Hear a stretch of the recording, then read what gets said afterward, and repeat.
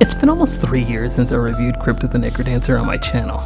It's quite easily within the top 10 favorite games I've played of all times, not only because of the engagement with the rhythmic mechanics, but also the difficulty that comes with combining that with a roguelike dungeon crawler. It's a very simple plug-and-play adventure that you don't have to take too seriously. Casual yet immersive. Fun stuff. So when I found out there was going to be a Legend of Zelda mix between that one and this game, there was a little joy. Oh my god! Oh my fucking god! Holy shit! Keep in mind that Zelda is one of my favorite franchises of all time, and it's actually where my name comes from. Blueislink. Interesting, right? But enough about why I wanted to play this game more than anything. Let's see why you should at least give the game a try.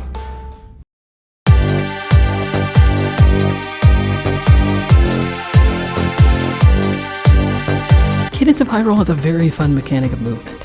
In order to move around in the world, you'll have to move to the beat of any song playing in the overworld currently.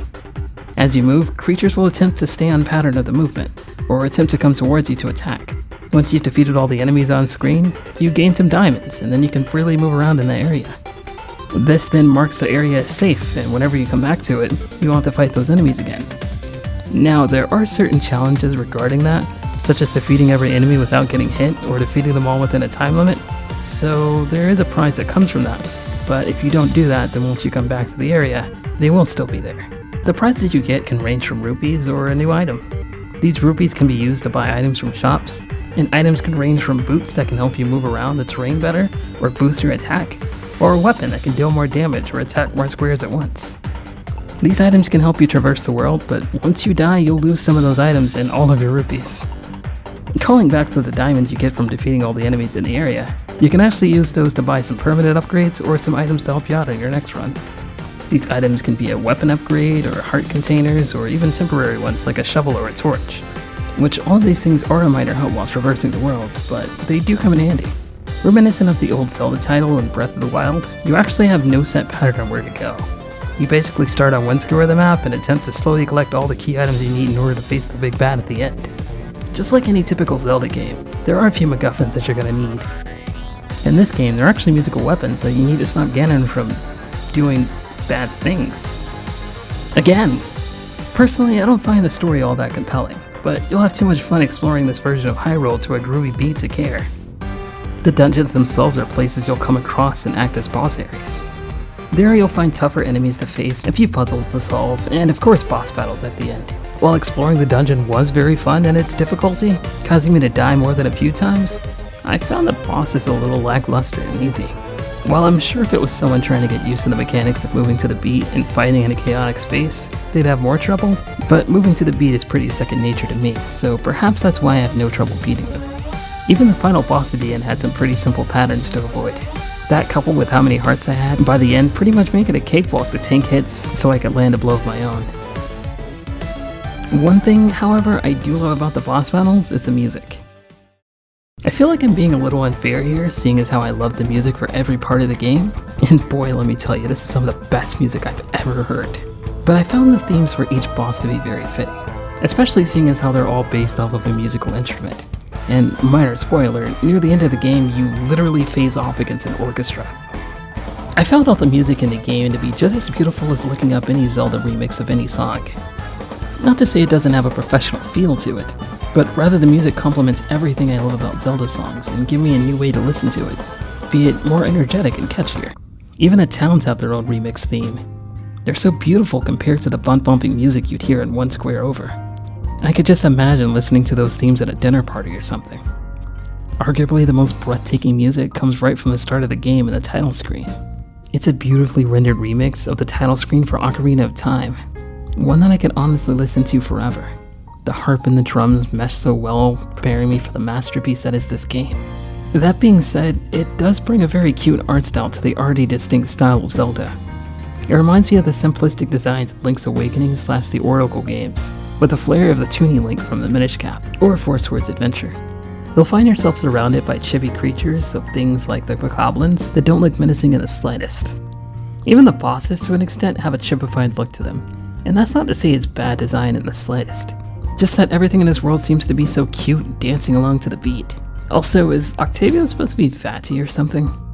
While I can't say the game is visually breathtaking to look at, I can say that the bright colors and cute cartoon art style adds perfectly to the aesthetic of being a very casual Zelda game you can pick up and play at any time. While I can't really say that it takes the Zelda format and improves upon it, it definitely takes Crypt of the Necrodancer and bumps it up a few levels. They've managed to make it easier, yet it still keeps all the enjoyment of the roguelike elements from it, as well as the move to the beat fun. This game even plays endlessly, as each playthrough resets the world to a different state of play, so each game you go on a different journey, and there's different ways to explore. It remixes the map in different ways, so you can just go through it in a different way and not know where to go. I feel like I said that wrong. I even missed a few items in my first playthrough that I'm only figuring out exist on the second time around. If I had to say, I'd say that this game is a great way to get into the Zelda franchise, as all the puzzles are much easier, and the enemies in the overworld act similarly to how they do in the 2D world. And it has you exploring in some of the same ways, even if this game is moving to a beat. The game only lasts about 5 to 8 hours depending on how good you are, and even then I could wager a child picking this up and beating it within a reasonable amount of hours. While I wouldn't say this game is easy per se, it is manageable. It adds much like an open hub world, a ton of new creatures to explore and kill, items like reusable shields, and a magic system for reusable attacks, rather than making them kill-based or one and done. Although some items like that have come back. It feels much less confined and claustrophobic. Even when you're exploring crypts, it feels as though you're exploring down there, rather than being a part of the overall world. The progression feels more real, as you can move around the map and fast travel. Once you die, you don't die immediately and lose all your progress. Despite a few items being missing from your library though, you can quickly get back into the game without worrying much, and get 1 or 2 permanent upgrades afterwards, if you have enough diamonds. I didn't really get into the 2-player mode, but to be fair, I think it would be a lot more fun in this game rather than Necrodancer, as you have a much wider world to explore, and there's a much lower chance of you actually leaving your partner behind. Although there aren't characters in this game that spice up the experience that much, there are modes such as permadeath and double time that can change things enough to make them way more challenging. If you're a fan of Necrodancer, this is the sequel you never knew you were getting, but you desperately wanted. Once again, if you never played a Zelda game, this is the best way to get into the franchise, as the 2 games are blended quite well. If you're a fan of Zelda, you won't regret it, I'm sure of it. Though the move to the beat aesthetic could get a little difficult depending on what type of games you enjoy, if you can get past that, the game has a ton of mechanics that can switch up the way that Zelda is played. Rather than being a slow and methodical game that solves puzzles and traversing the world looking for collectibles to fight the bad guys to get in your way, you're moving around this world taking everything beat by beat. If you see it, grab it, and the puzzles, though they're not very challenging, are amusing for the first time you see them. If you're not a fan of the combat in Zelda, then consider this game's combat kinda like a puzzle combat, as a lot of the creature moves in ways that you'll have to evade and attack without getting hurt. A lot like normal Zelda, but this time it's all the creatures. And everything you do. It's just good. Trust me. Just give it a try. Especially if you saw or heard something that sounds enticing.